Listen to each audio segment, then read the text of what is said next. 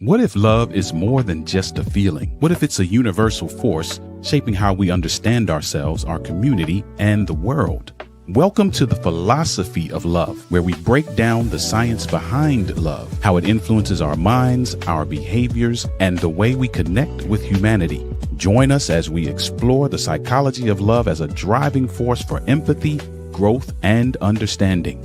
You're watching the Philosophy of Love podcast with Juan Lee and Dr. James Brockington. Hello, everybody. Hi. Welcome to the Philosophy of Love, sponsored by Clear Journey, a nonprofit that supports individuals that are looking for answers to life's challenges. And today we are here with Dr. James Brockington, which is here with me every time we show up, because as it should be. He's the science, the science behind love that we need to discuss and talk about. So welcome. If this is your first time to Philosophy of Love, we want to welcome you and ask you, if it's something that you hear on this podcast, please give us a thumbs up and subscribe to our podcast. Well, our podcast is housed on Clear Journeys Inc. YouTube channel. But That's where we keep all of our podcasts there are on the Clear Journey YouTube channel. So by all means, please subscribe to our YouTube channel. Alrighty. We are here going to pick it up where we left it off last time. And we were talking about the foundation of what thinking is all about. And we were talking about how the philosophy of a love mindset. And it's really the science behind the love mindset that we're talking about. And last time we were here, we were talking about, we really got really deep into a particular issue as it relates to how we react and respond to certain situations. Specifically, we were talking about in the moment, because we were talking about at the moment of conflict or confrontation. This time, we're going to even dig a little bit deeper. And as you can see, the name of our episode, this particular episode is called When Wrong Thinking Feels Normal, a love mindset reset, You know, what does it take for us to recognize, man, maybe we are thinking wrong? But, that's what we're going to talk about. But before we get started with that, let's just tell you some of the things that we got for you. If you go over to clearjourney.org, and here you go. If you go over to clearjourney.org, you'll find out more about Clear Journey and what we're all about. We are a nonprofit. We are a 501c3 nonprofit that if you have a need to want to support us, please feel free to go over there and do that. That's our website. If you want to contact us, you can go contact us at info@clearjourney.org and just put in the subject Dr. Brockington or myself, and you all can know more and we can answer questions. But by all means, if you have some questions that you want to have answered, please put them in our chat. That would be very helpful for us to be able to get back to you. In addition, if you go over to our website, you will see this right here. We want to give you this for free. It is no charge. Just go over and ask for it. It is something that's very important to us as it relates to your finances. It's one of our support pillars that we talk about at Clear Journey is your finances. And this book is How Do You Budgeting Made Easy, and the guide to taking charge of your money, which is critical in this journey called life. So feel free to go over there and take a look at that. Also, my book, Love Made Simple. Again, this is the foundation of Clear Journey and also the mindset that we talk about. And if you want to get a copy of that, you can also find the copy of that also over at clearjourney.org. So that being said, I think that is all that we are doing. In addition, we do have one other thing that we do once a month, and that is our real life talk. It's the fourth Saturday every month. Right. It is welcome to everyone. that we come and support each other. And we want you to be a part of it. So if you go over to our Clear Journey website, go to events, you will see the ability to register for the real life talk, Unity Through Love event that happens every fourth Saturday at 5 p.m. Eastern Standard Time. And we want you to be there. So by all means, go over there, come on, support each other. And that's what we're going to be there to help each other navigate this thing called life a little bit better. And feel free. We want you to engage, want to be a part of it. We want to be able to help each other navigate this thing called life together. Um, each month we have a different topic that we start off on, but it's all about how do we navigate this thing called life with a love mindset? How do we do it? And this is the practical place where we do it every month. We want you to be a part of it. So come on out. Now, that's all been said. We're going to talk about when wrong thinking feels normal. Man, Yes. man, Wrong thinking feels normal. isn't that very apropos? On so many levels. On so Because many profound because levels. man, what are your thoughts about it? I mean, because Well, these are normal. I mean, we make the statement when wrong thinking is normal. That's not an oxymoron. I mean, that is not something that is. no. It is so appropriate because so. How do you address that? How do you even make But that you a you you statement? you address it because of the significance of the power that exists between the connection formed in thinking, critical thinking, and reasoning.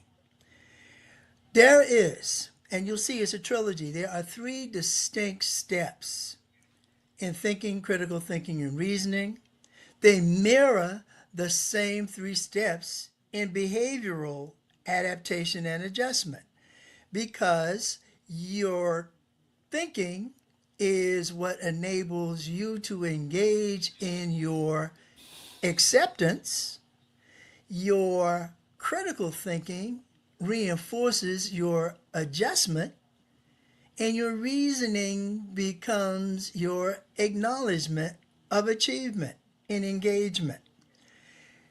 And they all are in synchronicity with the mind, the body connection to spirit. There's a three-pronged approach here: mind, body, spirit. And the focal point being the connectivity between mind and body. You tell yourself to do something, and that is what you are going to do, is the significance of that relationship. So when you tell yourself to think, quote unquote, wrong thinking, you behaviorally adapt to the structural limitation of the quote unquote wrong, and that becomes your behavioral pattern Yeah, but of engagement. is that a consciousness? Is that a conscious decision to do wrong? Because I mean, this is critical in the sense of because we think that people are just if we were to associate bad with being wrong, Hmm. if we were to associate bad with being wrong, Right. we think that people are bad intentionally. How many times have you heard somebody say he was born evil or she was just bad from the start? Yeah, She's we've always heard been a it, but bad child. You yeah, I've heard you that, but see the driving forces from on an unconscious level where this is all resolving itself on an unconscious level. mhm. Okay. Unconscious is just that step below what is our level of focused and specifically aligned behavior, what we call consciousness. This is what we're doing. At an unconscious level where we're trying to sort all of this out, there is no separation point between what is considered good or bad. What is happening unconsciously is, are we effectively separating the circumstances and the situation from their ability to influence and outcome result. In essence, are we giving ourselves more power to make a choice as opposed to less power to make a choice? You see, people will tell you that your decisions matter. In essence, it is the choice that is most significant, because once you have made the choice, you have structurally aligned the process of application that becomes the decision. Mm-hmm. In Mm-hmm. many ways, it's like stacking up dominoes. Once you put the dominoes in order and you hit them, they will fall in the order in which you arranged them. Hence, the moment you have made a choice, your actions are going to be corresponding to that choice you have made. Yeah. So, Okay, so so go ahead. the thing is to clarify the significance of the meaning and the purpose of your choice. The meaning and the purpose of your choice is your acknowledgement of your circumstances and your situation. The moment somebody can see, and this is the difference between wrong and right, the moment somebody can see that it's not really a discussion of wrong and right, it's a discussion of productive and unproductive. Okay? It's a discussion of productive and unproductive. Then you've now placed yourself in what corresponds most closely to the concept of a mindset. That's very interesting, because this is good stuff here, because I, productivity Productivity. Mhm. is crucial to the life experience. And because it is crucial to the life experience, the expectation is that the more I enhance my productivity, the more I enhance my life expectancy. Okay, but again, this is deep, because now my choices now are based out of understanding that this life experience is about productivity. If And I'm the not if I'm not aware of that, Okay, all right, I'll let you go there. Okay, sure. if I'm not aware of that, Hmm. then it's very, because everything is pendulum upon that. Precisely. And until, and remember I said a moment ago, subconscious mind, where this is worked out, your subconscious mind gives you the capacity to see the binary, this and that alignment of your thinking, your critical thinking, because your thinking and your critical thinking are the purpose and meaning for your realistic applications of thought. That is what a mindset ultimately becomes, the realistic application of your thought. In essence, if we take it from its basic psychoanagram, we would say my interactive, normalizing, systemically enforced thinking. That's a mindset. My interactive, normalizing, systemically enforcing thinking. So, as a system, I'm normalizing the conditions and the limitations I encounter. That's understanding. I'm understanding what this and that are, because it's a binary relationship, this or that. I'm either going to do something that is constructive, beneficial, and productive, or I am not. Becomes the interactive quality of assessment and evaluation that critical thinking brings to you. And in essence, people will say, I am thinking so that I can understand conditions and limitations. I'm critically thinking so I can accept what those conditions and limitations are. The moment I accept what something is, Here's the simplicity of it. The moment I accept what something is, I'm not confused by what it's not. Because the moment I've accepted it for what it is, I have defined its meaning and its purpose to me. That is acknowledgement. That is reasoning. The moment I know what this is, I'm not confused by what it's not. And here's the rub, unless I choose to be. And there's where we step into that trap. Unless I choose to be confused by this. So when I say I choose to be confused by this, I activate my subconscious mind's first defense mechanism, which is called denial. This can't be happening. Yes, it is happening because you don't illustrate the degree and depth of trust, confidence, and fluidity that should be present in your acknowledgement of your thinking, your critical thinking and reasoning. It flows. Again, it is normalizing systemically enforced thinking. As a system, you have told yourself to do this. Why have you told yourself to do this? Because every single one of us wants to be at the peak level of our capacity for success. That is what survival ultimately is. Go ahead. At our peak level of success, every one of us wants to be there.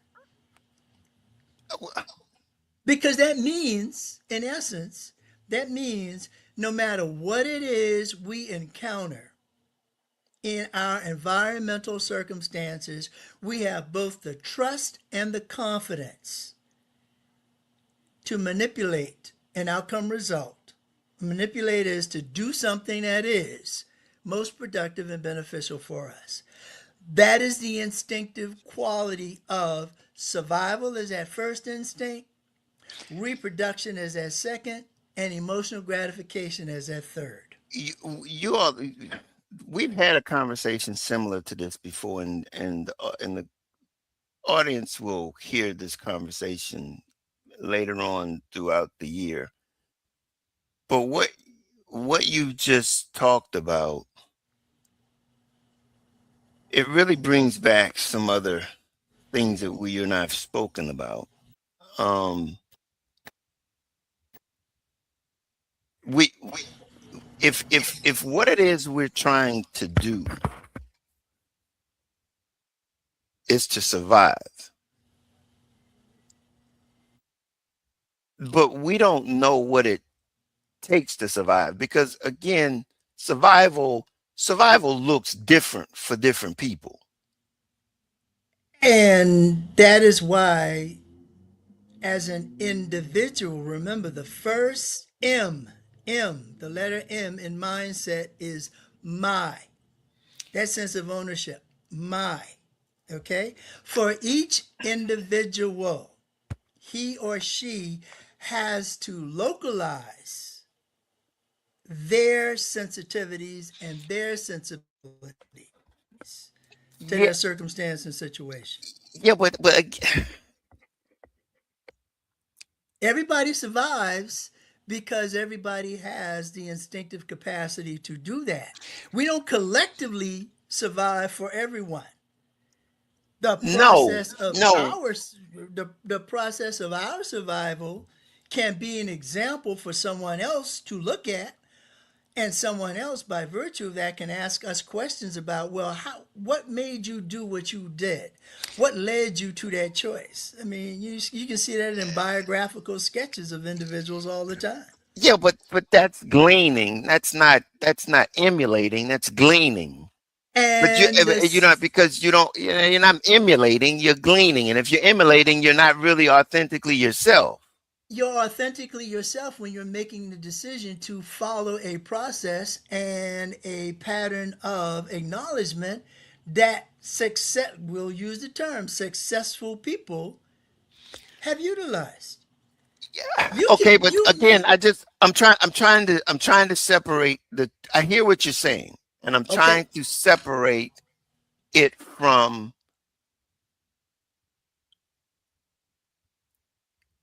the holistic approach and how I see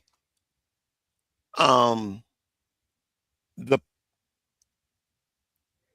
how we are all similar. We all similar, and that we should have a uniqueness in and of ourselves to be able to be driven to understand that we have a responsibility to existence, to this existence that is apart from any individual. And it's indicative, and it should be significant for each and every one of us to possess that. Because I'm saying, when you were saying earlier, I was like, if you don't know, if you don't have an inkling to recognize that productivity is bigger than you, and that's what I'm saying. Where is the bigger picture in this concept of understanding, thinking, critical thinking, the bigger picture to this? Because I'm seeing this as an individual. How do I then translate that to the bigger picture? Have, as an individual, as a singularity, an individual, you have the same process of expectation of growth and development that every individual as a singularity has. It is the fundamental design from the point of conception until roughly the age of 12 that every singularity, that is the individual, will go through a maturation process that enables him or her to facilitate the way they integrate into their environmental circumstances and situations. How they integrate themselves into their environmental circumstances and situations has everything to do with what is called operational definition. Jean Piaget, one of our greatest educational psychologists, established the fact that operational definition is what becomes the foundation for the causality alignment of existence. The causality. Your existence is a causality. I exist because of a cause.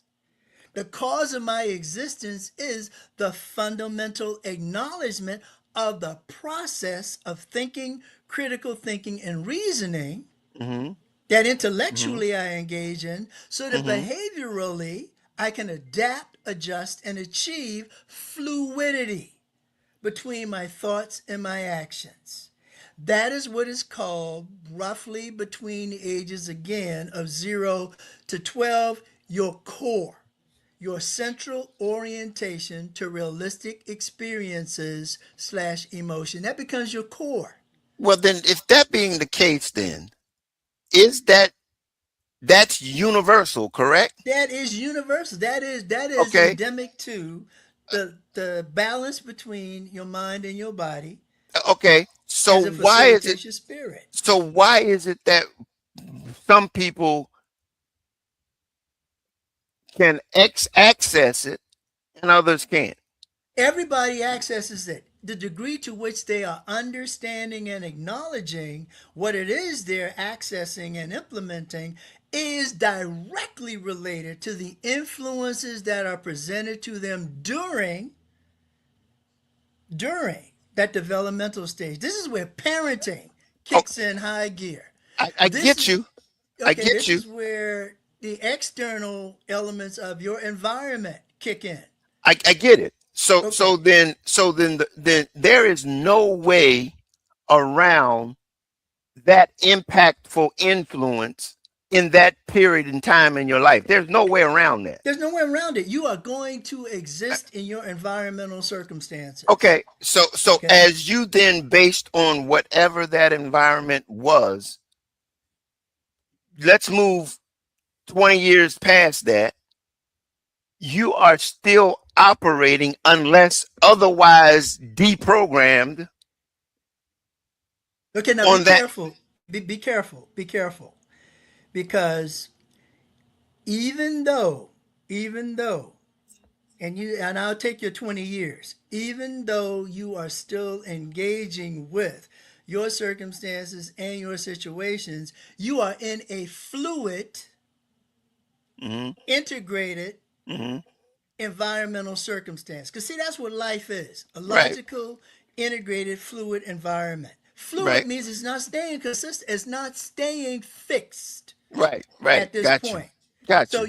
what is for you a fixed point is that core, that central orientation Hmm. to the Hmm. realistic experiences and the emotions, because that is where you form what become your core beliefs, your core principles, and your core values. It is your beliefs, your principles, and your values that are engaging in the fluidity of this integrated environment. As I become more proficient in that integration, as I become more adaptive to that integration, I'm increasing my level of, and these are key points, I'm increasing my level of trust and confidence in my capacity to adapt and adjust. Charles Darwin would tell you this is why your capacity for survival is enhanced, because you are adapting and adjusting to your environmental circumstances. You're not the smartest, you're not the fastest, you're not the strongest. You're adapting and you're adjusting. And adapting and adjusting is fluidic. Right. Right. Right. I get it, and Okay. I'm with you. But All right. it's at that point where you've gained that internally is your normality, And by becomes your being normality. And by being your normality, look at what you're saying. By being your normality, it becomes your comparison between this and that. Yeah, but again, we're talking about wrong, right?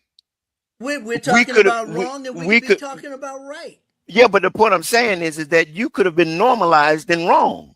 And you could have been, by virtue of your being normalized and wrong, still have the capacity at some point in time to challenge your belief system. That's why it's called growth and development. You grow and you develop. This is why your second instinct, reproduction, becomes so significant.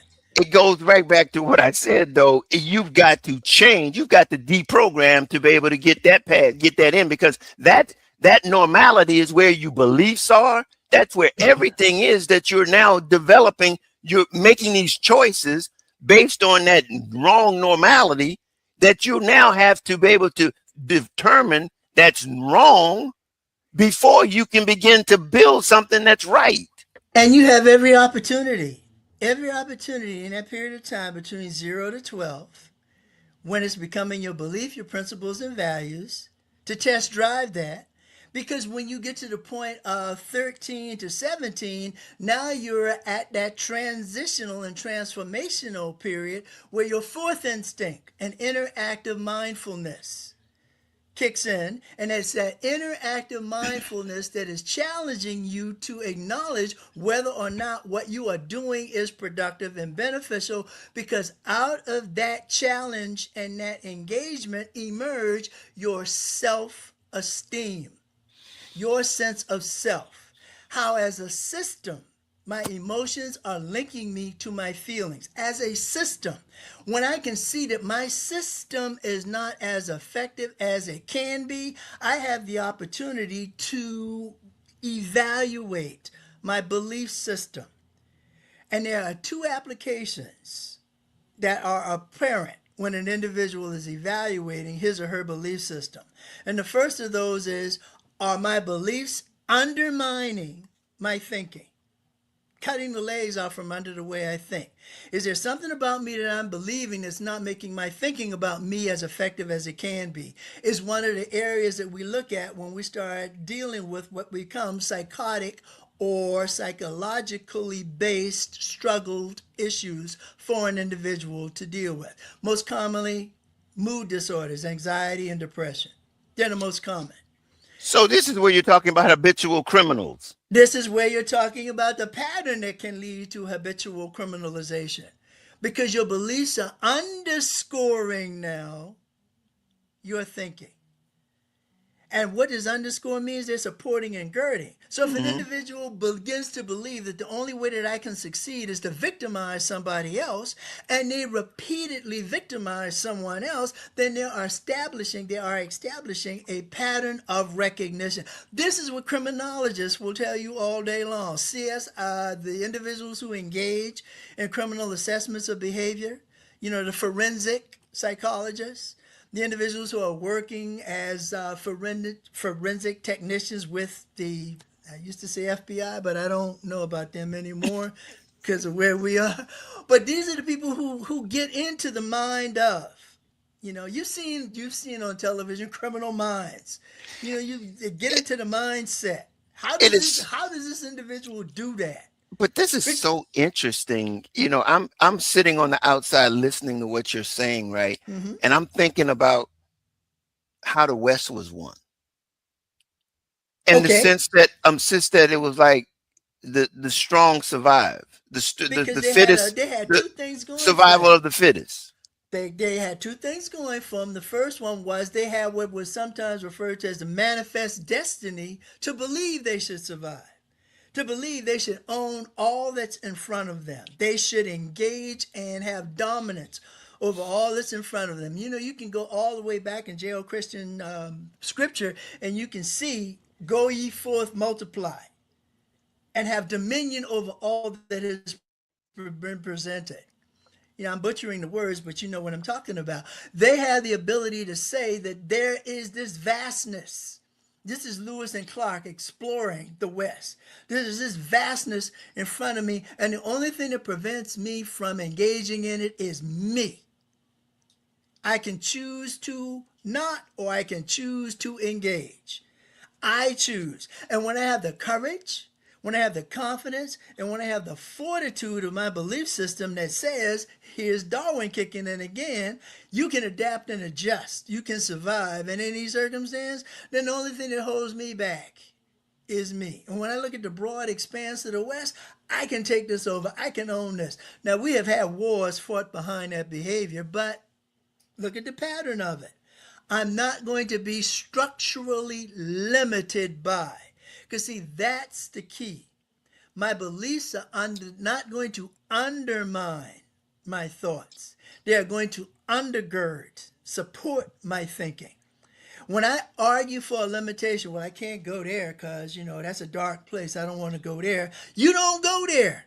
And why do you not go there? Because you've allowed your fear of going there to be more significant to you than your ability to overcome what fear has presented to you. And the only thing that fear does for you is tell you specifically what it is you have to come to terms with.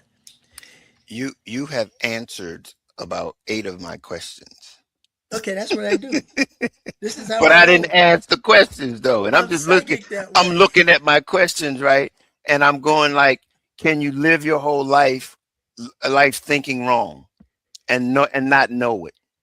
You Yes, know? yes, you can live your. And I'm gonna take that question real quick because I want to drive home how that really happens for people. This is what is most commonly referred to as arguing for your limitations so you can own it. Okay? Yeah, I know that this is not the best thing for me to do, but I'm going to do it anyway because I just want to be done with it. I argue for the limitation of not being courageous enough to challenge myself to be better than. So I'll just fake it to make it, is what you sometimes hear people say. They get, well, I know you don't understand what I'm telling you right now. I know it's difficult for you, but just fake it to make it. Just listen to what I'm saying. Just do it. That is one of the most detrimental approaches in developing an individual's internalized trust and confidence in his or her belief system that you can engage in, because that becomes your second instinct of reproducing. You will reproduce that thought pattern. That's reproduction. You will reproduce that and you will become complacent at that level. You'll say, I don't need to challenge myself because all challenging is going to do is draw more attention to me. And I don't want anybody paying more attention to me because my survival becomes threatened because now people will have the expectation that I can do more. I just want to live by my house by the side of the road and be comfortable. I don't want to. No, life is not that way. Life, your survival, your emotional gratification, third instinct, your emotional gratification, what makes you feel good about you. Notice that I moved from emoting to feeling. What makes you feel good about you is overcoming the chief emotion that we must overcome, fear, because it tells you specifically what it is you need to pay attention to. Then if you don't pay attention to it, life has this funky way of constantly bringing it back to you. It's amazing how that worked, doesn't it? It is because you know your fourth instinct, interactive mindfulness, is what's holding you to that standard. You know, you've heard it expressed as I think, therefore I am, therefore I think. This is what I did. You know, I get a picture of former President Obama in that gym shooting hoops, and as he's walking out the door, he hits a 3-foot, he hits, a 3-pointer, and he says, this is what I do. Yeah. This is what I do. This is what you do. Mm-hmm. This is what you do. And when you internalize that in your capacity for unlimited trust and confidence in whom you are, why and how, you've organized, you've oriented, you have operationalized your mindfulness. When you organize that into whom you are, there is nothing you don't have the ability to overcome because you can always adapt and adjust to what it is you need to do as opposed to what you want to do. People argue for what they want to do as opposed to accepting what they need to do. Yeah. And There's your see, struggle. you've answered another question in so many times. It says, and that is, if your thinking is normal, why is your life still in chaos? Because you're not accepting Yeah. that your thinking is normal. Well, that's the point. It says you're thinking that it's normal.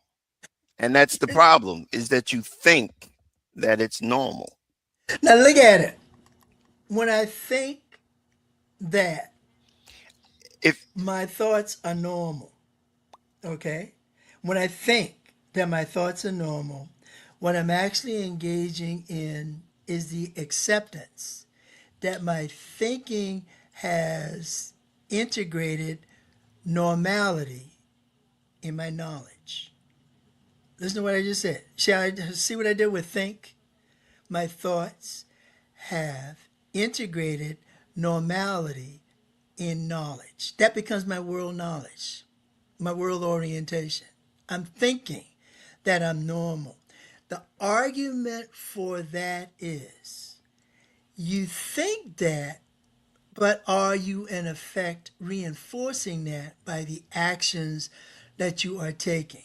Because fundamentally, the moment you understand something, your acceptance of it becomes your acknowledgement of it. So you and see you what I just said? You start doing, if you yeah, accept doing the you're wrong thing, demonstrating it. you're demonstrating it. You're And that's demonstrating. and that's where, I look at that question as you started to talk about that, and I was like, how do you come to the realization that your thinking is normal when it is associated with chaos? And chaos should be the symbol or the sign that Mhm. it's your thinking that is the culprit to bring forth the actions of chaos, Precisely. or allowing yourself to be involved in that chaos. And Because you, that's the association that comes to mind. I'm like, man. and that should be the association that comes to mind because that is not simpatico with fluidity. And like I said, Bo, again, th- the way in which that normal, when you say normal and chaos, Mm-hmm. they should not be in the same sentence and be considered as a congruent sentence. Meaning, in other words, they are not compatible. They are not compatible. But yet, where do we acceptance comes in the what we accept to allow normal chaos to be normal is we accept chaos. And by accepting chaos, we facilitate the presence of Which chaos. we're doing ourselves into injustice. Exactly. You're Mentally. arguing for a limitation. Yeah, but I mean, but it's not even arguing for something that's a limited. We're arguing for something that is accepting. It's really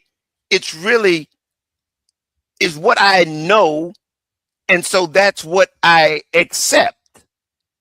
And because I accept it, I argue for that limitation.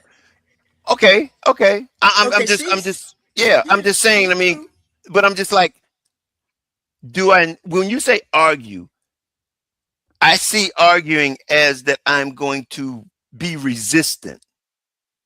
Is that what you're saying? that's exactly what I'm saying. See, internally, remember, internally in your subconscious mind, you're duking So this out. so you are basically, this is internally arguing for a limitation that you're not even aware that's a limitation. You're not aware that it is a limitation because you have not accepted argument being presented to you. That is why the argument is still being facilitated. Internally. Internally, your subconscious mind is telling you the moment that you understand something, you've defined it by its conditions and its limitations. Hold up your ink pen. The difference between the ink pen you have in your hand and the ear jacks that you have on your head is very clear to you, are they not? Mm-hmm. There's no argument. You know you can't write with your ear jacks and you cannot hear with your ink pen. You know that. So your expectation would not be to engage them in a pursuit that's not productive. I can't write with the earphones. I can't hear with the ink pen. So how do I adjust my thinking? By accepting that. Let's use something very similar. Let's use something that is relevant to this conversation then.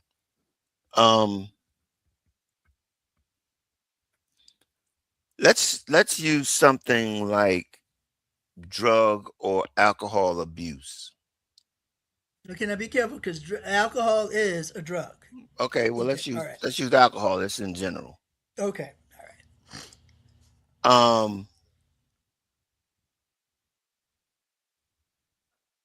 If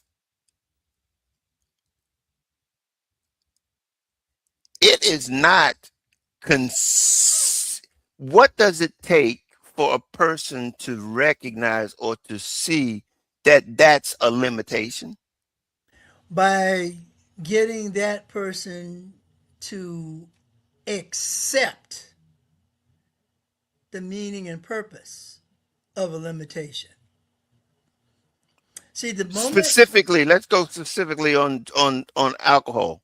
Okay, then you need to accept that alcohol is a limitation in your life. Why is alcohol a limitation in your life? How many times have you had a DUI?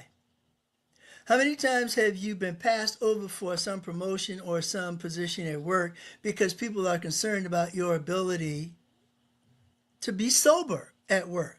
How many times have you been cautioned by your supervisors? You come in and you smell like the brewery down the block. We can't, that's not the image that we want to have here. How many times has it been brought to your attention? No, but here's what I'm saying though. So what you're saying then, that is there no universal limitation or limitation? So because that's individual, that's personalized.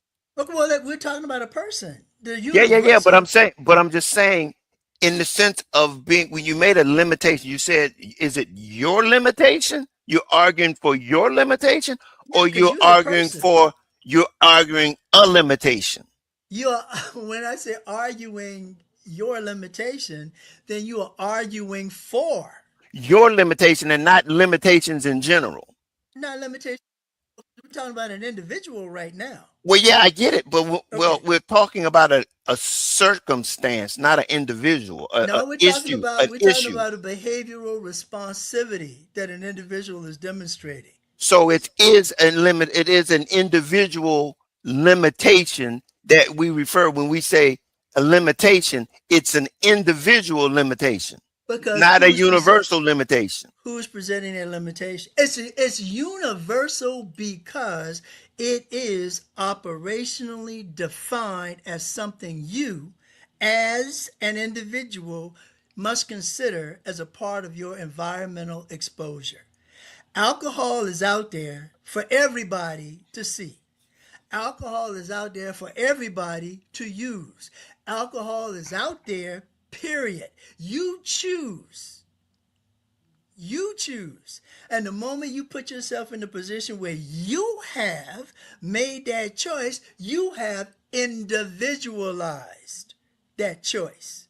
So, I can sit here all day long and talk to you about alcoholism, but until you decide that you are going to be accountable and responsible for your decision to do A instead of B, it is still going to be your argued for limitation. And that's the argument that's taking place inside you. If I've done my job, if I have shown you the A and the B, because that's what understanding is. Here's the condition, here's the limitation. You choose. You choose, and that is acceptance. My choice is my acceptance to argue, to hold on to that limitation, or argue to let it go. And I use the term argue because it is that significant a change in your thinking and your critical thinking's process. That's why it's called critical thinking. I think that's where I needed you to go, because I needed to be able to see that there's a choice to this limiting, this arguing for your limitations, Hmm? because everybody don't have the same limitation, Everybody does not. but we all have limitations, Precisely right. but we don't all have the same limitations. And before we can not argue for our own limitation, we have got to identify that limitation that we have. And that in turn needs to be understood, that has to not proceed arguing that limitation.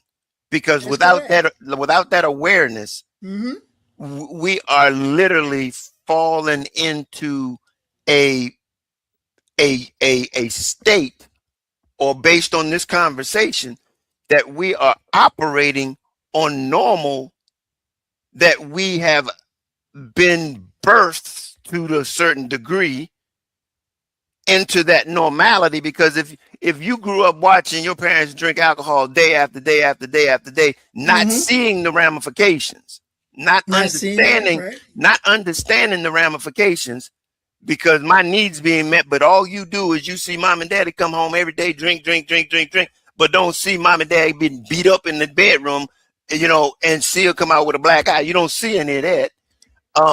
Okay. Well, All right. I'm just using that as an analogy, Yeah. that I'm not seeing the impact, but I'm seeing the limitation. I'm seeing this thing, and then come to find out that I have that same limitation. I have to recognize it as my limitation. And I'm not saying that that's the only way that you might get that limitation, but I'm saying that's just the dynamic that you're going to be confronted with, to get to the point of being, oh, this is my my belief, my limited, my arguing my own beliefs, my own limited And well, beliefs. and welcome to that point that is called acceptance in your thinking. Yeah, yeah, yeah. Mhm. Yeah. Okay, because until you accept it, until you accept it, whatever it is, The combination is that awareness to acceptance. yeah, Yeah, if you yeah. don't, then you can't, you will not act on it. You can't act on it because you are intellectually and cognitively accepting negative thinking as a No, process of the norm. Okay? Yeah, I can't do anything about that. Every time you say can't do anything about that, you're accepting negativity. no, but I'm just saying, not even aware that it's at this point. I'm just not even aware that it's something that I should be. I have to be Now aware here, of. now here's the Because rub. I The, don't, I don't know it as being negative. You know what I'm saying? uh-huh. I have no reason to think that this is a negative limitation. Until you finally reach that point, as you will, because it's called your third instinct, emotional gratification, until you finally reach that point where you Man, realize that, wait a minute, um, Joe over there is not having the same kind of issues I'm having. Why is Susie over there able to talk about her struggle freely and I can't? What is it about me? See, now I'm doing that internal introspectiveness hmm that emotional awareness speaks to. You see, third instinct, emotional awareness. Emotion is that point where you are now in a circumstance or situation where something that was happening a moment ago was not occurring in the context you're in now. And that's what emotions do. They draw your attention to something is telling me that my circumstance has changed. Emotional alertness and awareness now motivates you, and motivating is where feeling takes over the wheel, driving the car, to feel the significance of this difference in my life. What do you do with that? What do you do with these feelings? How do you channel these feelings into the acknowledgement of what a changed state looks like? Is the challenge that exists. That's the theory and system behind the treatment method that we call ABC. Your hmm attitudes, your beliefs, your choices, your activating events, your behaviors, and their consequences. How do you see those factors playing into the productivity or lack thereof and the quality of your life Okay. becomes the instantaneous point that you are now fixating on, because this is where your fourth instinct, interactive mindfulness, is presenting you with the opportunity to resolve this. Interactive mindfulness. Gotcha. Mm-hmm. Um, One question. Here we go. We're going to try to get a couple questions in Oh, before okay. we go today. When do when did we start trusting feelings more than truth? We started trusting feelings more than truth at that very point that we just described a moment ago, when we did not engage in the clarity and definition of thinking and critical thinking to our reasoning. Reasoning is that point you're talking about when we start accepting that as truth. Well, this is the way it's always happened, so this is the way it's always going to be. That's my reasoning. I always have dumb luck because I just can't get past it. Okay, you're arguing for the limitation. That's your hmm reasoning. Your reasoning behind me is to tell me that you are punking out on your ability to resolve this issue. And rather than man up or woman up to it, you argue for it. Well, there's nothing I can do about that. Well, it's just life. Okay, that is that point. That's where we start trusting our feelings more than trusting our truth. And Trusting we truth. and we reinforce that. And the more we reinforce that, here's how your fourth instinct, interactive mindfulness, starts beating you up. Everything that you do now becomes the struggle to reinforce that faulty belief. Because see, when a belief is faulty, the relationship between your mind and body, realize it, because the pivotal point, the fixed point between mind and body, the pivotal point is your spirit, is those things that give you a quality of life that's rewarding and beneficial. You feel good about yourself. You feel that you have the ability to rise to whatever your expectation is. Your mind, your body, and your spirit becomes that triad event. When the mind and the body are struggling, the spirit will reflect that. Because you Mm-hmm. now see it in the attitude, the beliefs, and the choices. What is the activating event? I'm not accepting what I understand. What is the behavior? The struggle is show you that I'm not accepting what I understand. And what become the consequences of that choice? The resultant Mm-hmm. Mm-hmm. becomes that choice. Yeah. You see Let, what you're doing. let's piggyback on that. How often do people protect their feelings at the cost of their growth? Not protecting their feelings, deny the meaning and purpose of their feelings at the cost of their growth. And that is directly related to what we were just discussing a moment ago. How many times does it take for you to step, or better yet, how many times does it take for you to put your hand on a hot stove, get burned, and realize the stove is hot? Yeah. How many times you got to do the same thing over and over? Because that's what you're doing. How many times do you have to do the same thing over and over and over again and realize that you don't get a different outcome result before you realize you don't get a different outcome result is exactly what this struggle is about. Because the moment you finally get that different result, it's like that big light bulb moment that flashes over your head. You pop yourself in the forehead and say, Eureka, I finally see what it is I'm doing. Let me ask you answer so many of the questions I have here. Here's one. What scares people more, being wrong or having to change? The responsibility and the accountability to admit that they are wrong. Because, see, change doesn't happen until you admit the existence of something that you're altering from or you're moving away from. So until you've accepted, you're not afraid. You're not afraid.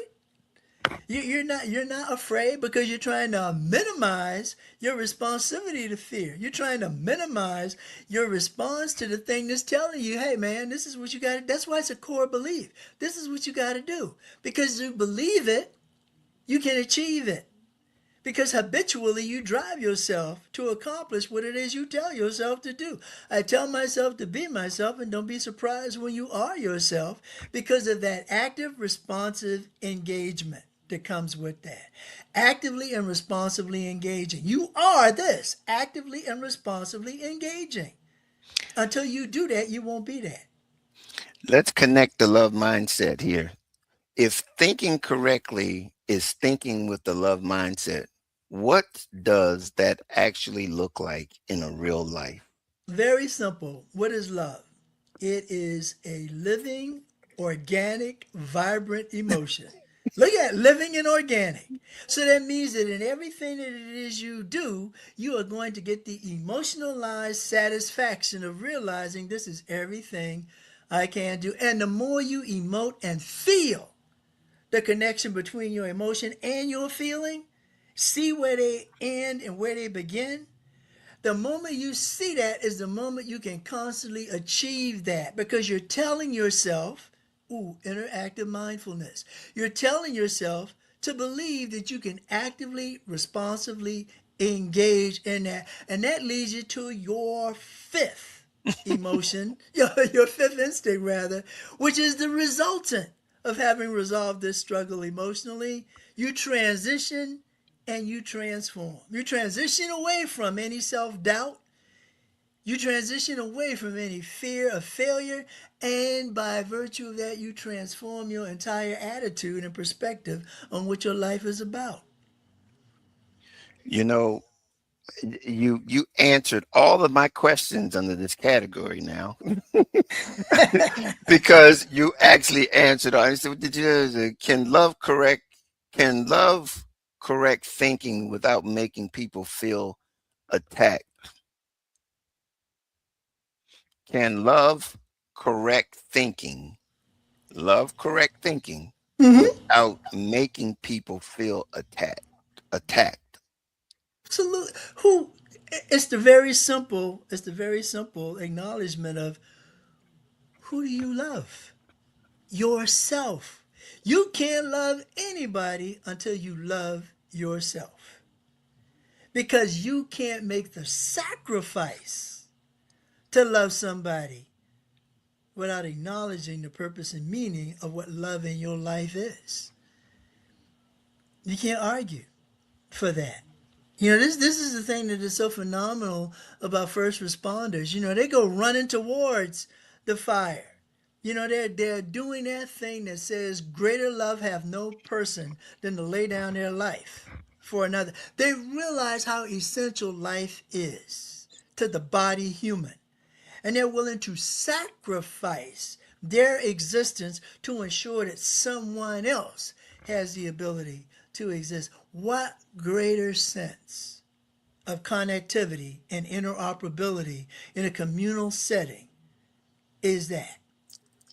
And that's what community, a sense of community, is supposed to be predicated on. This is why the African proverb says it takes a village to raise a child, but it takes the child to raise the village. Mm-hmm. One more question. Is self-expression today just undisciplined thinking? Is Just self is self-expression today just is just undisciplined thinking? is self expression today Today, just just undisciplined undisciplined thinking? thinking. It depends on the classification of. Okay, I'm not going to get too technical because we're getting close to the end.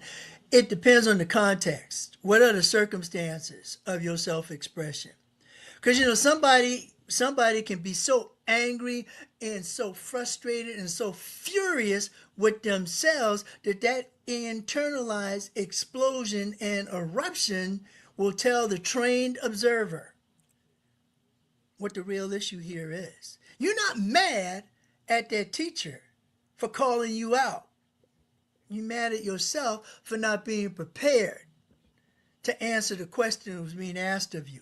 This is why you pick the chair up and you throw it, because the moment I pick that chair up and throw it, I know I'm going to have to be removed from this situation. So I see, can relate.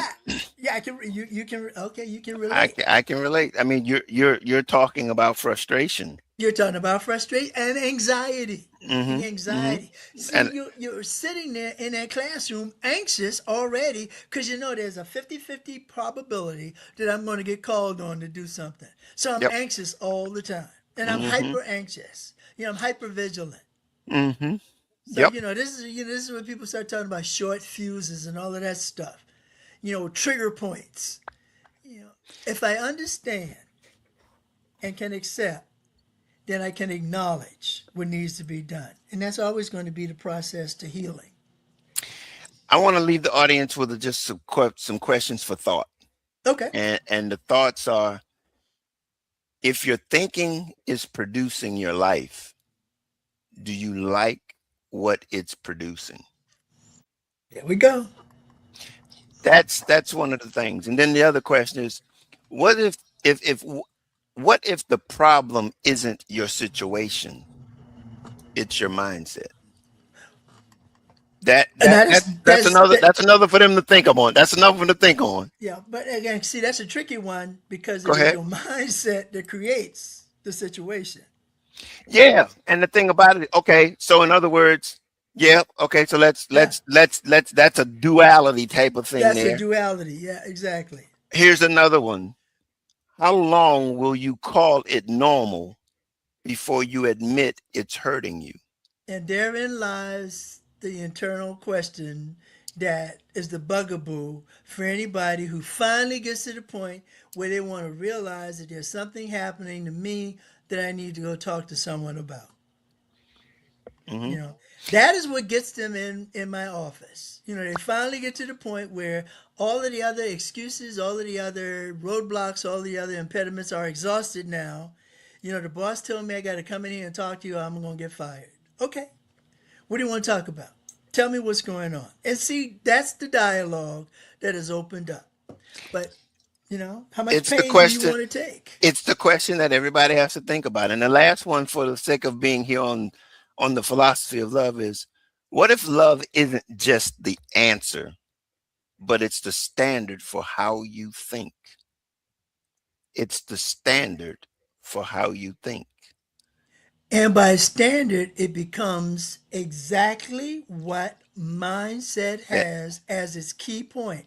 And that mindset's key point is normalization, normalizing, normalizing. As a system, it normalizes you. that life experience. That life experience. I tell you, we you put a lot in there. I had like 20 questions, and you answered them all, and asked about one question, you answered them all.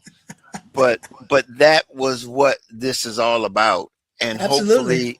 hopefully the listener will be able to hear. If you have any questions about what you've heard today, by all means put them in the chat. Let's leave some comments. Let us know Yeah. if it's something that you heard that you want more insight or information about. You can reach Mm-hmm. out to Dr. Brockington by coming to just look at clearjourney.org, info@clearjourney.org. You can send an email there, put Dr. Brockington's name in there, and he'll get back to you.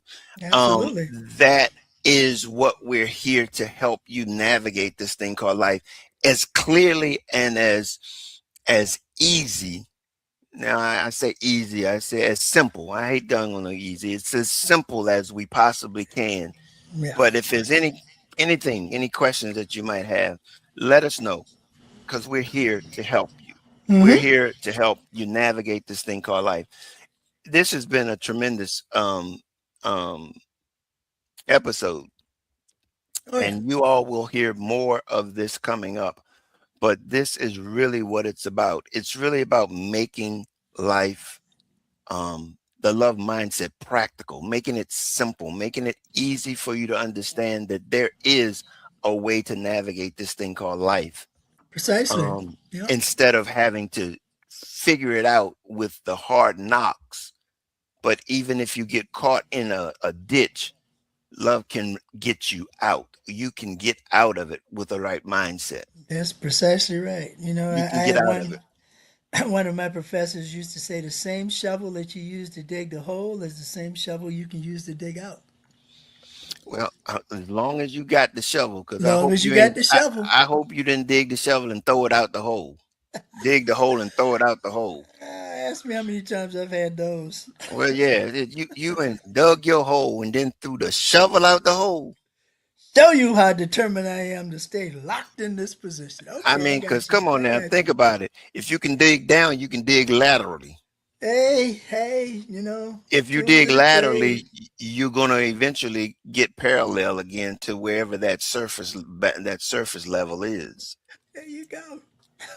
Anyway, but that's a concept, man. Hey, Well, hey y'all, this is the grain. It's the end of this episode. We ran over a little bit, but we really enjoy you being here with us. We hope you come back and enjoy and listen again.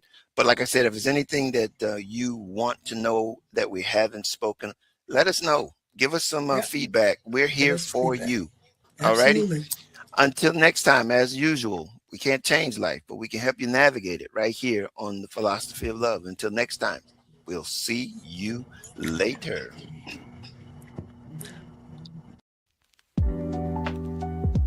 Thank you for watching this episode. Take a moment to head over to our social media platforms, connect with us, and leave a comment. We'd also love it if you would subscribe to our YouTube channel. Also, head over to clearjourney.org for more great resources. We'll see you next time on the Philosophy of Love podcast.